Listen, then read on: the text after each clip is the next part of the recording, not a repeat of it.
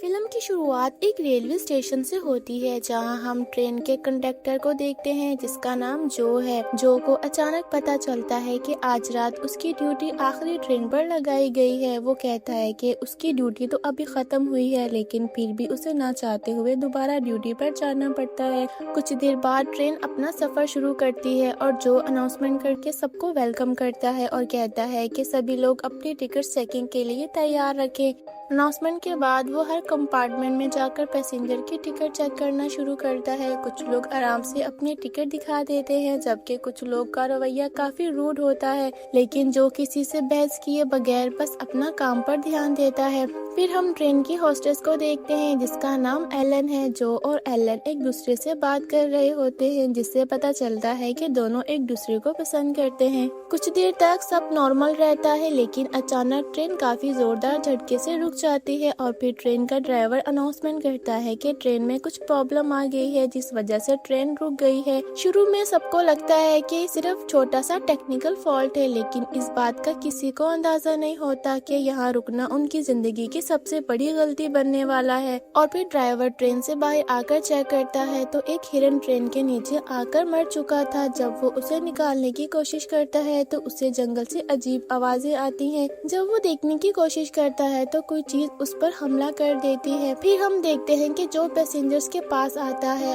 تو سبھی passengers train رکنے کی وجہ سے اس پر غصہ کرتے ہیں۔ وہ سب کو اپنی جگہ پر بیٹھ کر انتظار کرنے کا کہتا ہے۔ جو ٹرین کا ڈور کھول کر ڈرائیور کو دیکھتا ہے لیکن اسے وہ کہیں نظر نہیں آتا۔ جو اسے آواز دیتا ہے لیکن اسے اس کا کوئی جواب نہیں ملتا۔ ٹرین کافی دیر رکنے کی وجہ سے سبھی پیسنجرز غصے میں آ جاتے ہیں اور وہ جو سے کافی روڈلی بات کرتے ہیں۔ جب وہ پوچھتے ہیں اور کتنا ٹائم لگے گا تو جو بتاتا ہے کہ اسے خود نہیں پتا کیونکہ ڈرائیور سے اس کا کوئی رابطہ نہیں ہو رہا اور نہ ہی وہ جانتا ہے کہ ڈرائیور کہاں ہے۔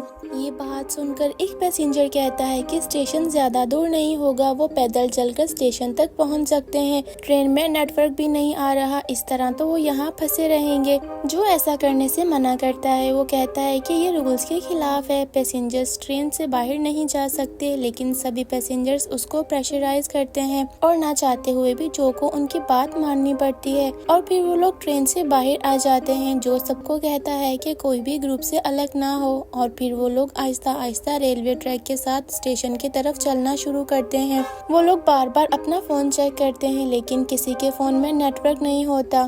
تھوڑا آگے جانے کے بعد انہیں جنگل سے آواز آتی ہے، سبھی لوگ ڈر جاتے ہیں۔ جو ان سب کو اپنی جگہ پر رکنے کا کہتا ہے اور خود آگے بڑھ کر دیکھنے جاتا ہے اور جب وہ اس آواز تک پہنچتا ہے تو دیکھتا ہے کہ وہاں ڈرائیور کی ڈیڈ باڈی پڑی ہے اور اس کی حالت ایسی ہوتی ہے کہ جیسے اس کو جانوروں نے کھایا ہو۔ جو یہ دیکھ کر بہت ڈر جاتا ہے اور فوراً سب کو واپس ٹرین میں جانے کا کہتا ہے اور پھر ایک ایک کر کے سبھی لوگ ٹرین میں چڑھنا شروع کرتے ہیں۔ ان پیسنجرز میں ایک اولڈ کپل بھی ہوتا ہے جو پیچھے رہ جاتا ہے۔ ٹرین میں چڑھتے وقت اس اولڈ لیڈی کا پاؤں باہر ہی رہ جاتا ہے اور جب وہ اسے اندر کرتے ہیں تو اس کا پاؤں پوری طرح زخمی ہو جاتا ہے۔ اس دوران ٹرین کو ایک بار پھر زوردار جھٹکا لگتا ہے، ایسا لگتا ہے جیسے باہر سے کوئی اندر آنے کی کوشش کر رہا ہے۔ ٹرین کے اندر ہر کوئی بری طرح ڈرا ہوتا ہے، باہر سے عجیب سی آوازیں آ رہی ہوتی ہیں اور تبھی اچانک واش روم کے اندر سے آواز آتی ہے۔ سب کو لگتا ہے کہ شاید وہ جنگلی جانور اندر آ گیا ہے۔ جو ہمت کر کے آگے بڑھتا ہے۔ جب وہ دروازہ کھولتا ہے تو واش روم میں ایک پیسنجر ہوتا ہے۔ اسے دیکھ کر سب تھوڑا سکون کا سانس لیتے ہیں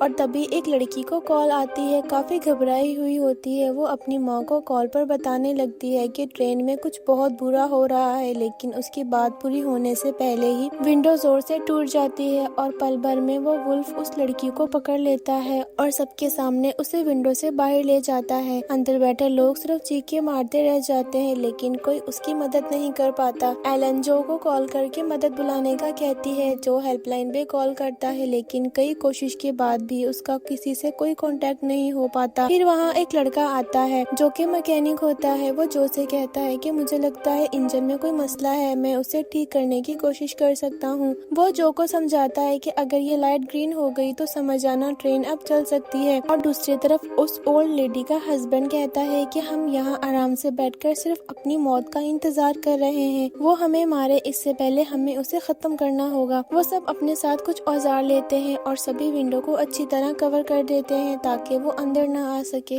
اب اس اولڈ لیڈی کی حالت کافی زیادہ خراب ہوتی جا رہی تھی اور دوسری طرف جو پیسنجر واش روم میں تھا وہ اب تک وہیں ہوتا ہے اور اسے محسوس ہوتا ہے کہ وہ خوفناک درندہ اس کے آس پاس ہے۔ وہ مدد مانگتا ہے، جو اس کی مدد کرنے کی کوشش کرتا ہے لیکن اسے یہ کرنے میں دیر ہو جاتی ہے۔ وہ خوفناک درندہ چھت توڑ کر اس پیسنجر پر حملہ کر دیتا ہے۔ جب جو واپس کمپارٹمنٹ میں جانے لگتا ہے تو کوئی دروازہ نہیں کھولتا۔ وہ خوفناک درندہ جو کہ بالکل پیچھے تھا اور اس پر حملہ کرنے ہی والا تھا، لیکن تبھی ایلن گیٹ کھول دیتی ہے اور جو بال بچ جاتا ہے۔ اب وہ درندہ اندر آنے کی کوشش کرتا ہے لیکن سب لوگ ایک ساتھ کھڑے ہو کر اسے روکنے کی کوشش کرتے ہیں کیونکہ وہ جانتے ہیں کہ اگر وہ اندر آ گیا تو کوئی زندہ نہیں بچے گا، اور دیکھتے ہی دیکھتے وہ درندہ اندر آ جاتا ہے۔ وہ جو کو مارنے ہی والا تھا، تبھی ایلن آ کر اسے بچا لیتی ہے اور پھر سب لوگ اس درندے پر ٹوٹ پڑتے ہیں اور اسے جان سے مار دیتے ہیں۔ سب کو لگتا ہے کہ وہ مر گیا، لیکن تھوڑی دیر بعد وہ پھر سے زندہ ہونے لگتا ہے اور تبھی جو پھر سے اس کے پاس جاتا ہے اور اس کے سر پہ لگاتار وار کرتا ہے کہ جب تک وہ پوری طرح ختم نہیں ہو جاتا۔ انہیں لگتا ہے کہ اب سب کچھ ٹھیک ہو گیا ہے، لیکن انہیں پتہ نہیں ہوتا کہ وہ صرف ایک نہیں بلکہ بہت سارے ہیں۔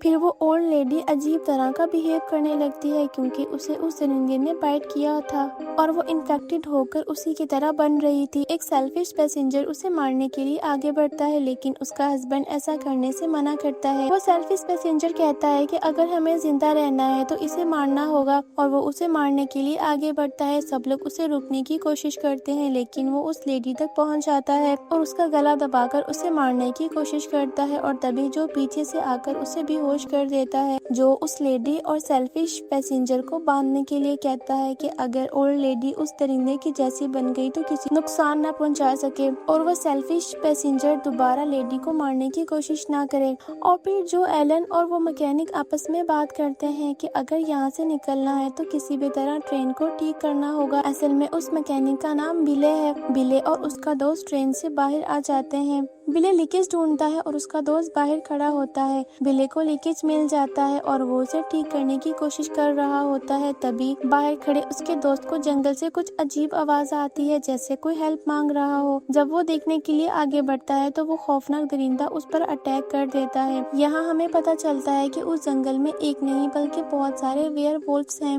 اور جب وہ وہاں سے بھاگنے کی کوشش کرتا ہے تو وہ خوفناک درندے چاروں طرف سے اسے گھیر لیتے ہیں اور اس کی چیخیں اندر ٹرین کے لوگوں تک کو سنائی دیتی ہیں۔ اور پھر بلے بھی انجن ٹھیک کرنے میں کامیاب ہو جاتا ہے۔ گرین لائٹ آن ہو جاتی ہے جو دیکھ کر جو اور ایلن کو سکون کا سانس آتا ہے، اور تبھی ٹرین کے آس پاس بہت سارے ویئر وولفز آ جاتے ہیں اور بلے ابھی بھی ٹرین کے نیچے ہوتا ہے۔ وہ خوفناک درندے جھک کر ٹرین کے نیچے دیکھتے ہیں لیکن بلے اپنے پاؤں اٹھا کر پوری طرح ٹرین کے اوپر والے حصے سے چپک جاتا ہے، جس سے ان درندوں کو لگتا ہے کہ یہاں کوئی نہیں ہے۔ دوسری طرف جو اور ایلن ٹرین سٹارٹ کر دیتے ہیں لیکن وہ اس بات سے بے خبر ہوتے ہیں کہ بلے ابھی بھی ٹرین کے نیچے ہی ہے اور اب وہ اولڈ لیڈی بھی پوری طرح ان درندوں کے روپ میں آ جاتی ہے۔ وہ سیلفش پیسنجر اسی کے ساتھ باندھا ہوتا ہے اور وہ کیٹی سے ہیلپ مانگتا ہے۔ کیٹی اسے کھول دیتی ہے اور اچانک کیٹی کے پیچھے ویئرولف آ جاتا ہے اور اسے باہر کھینچ رہا ہوتا ہے۔ کیٹی اسے ہیلپ مانگتی ہے لیکن وہ اسے پاؤں مار کے ٹرین سے باہر پھینک دیتا ہے اور کیٹی جنگل میں ہی گر جاتی ہے۔ اس کے پیچھے وہی خوفناک درندہ کھڑا ہوتا ہے۔ وہ اسے کہتی ہے کہ پلیز مجھے مت مارو، لیکن وہ اس پر اٹیک کر دیتا ہے اور دوسری طرف وہ اولڈ لیڈی اپنے ہی ہسبینڈ کو جان سے مار دیتی ہے۔ پھر وہ اس سیلفش انسان کو مارنے کے لیے آگے بڑھتی ہے اور